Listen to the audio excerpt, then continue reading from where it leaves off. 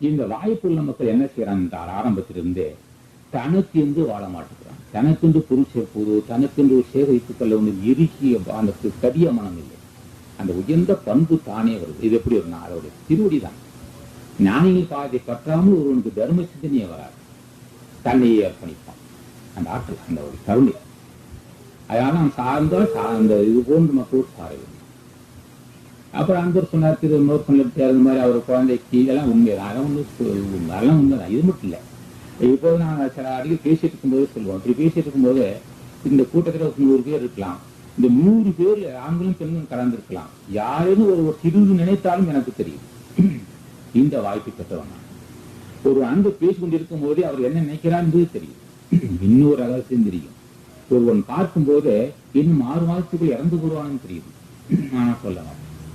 ஆனா அவருக்கு மறைமுகமா சொன்னேன். என் பேரு அன்னதானம் செஞ்சா நல்லதுன்னு சொல்லுவேன். அடிக்கடி அன்னதானம் செய்யணும். இந்த மாதிரி ஸ்ரீரங்கம், சமயபுரம், சமயபுரத்தில் ஸ்ரீரங்கம், திருவாணிக்கு ஆகும்.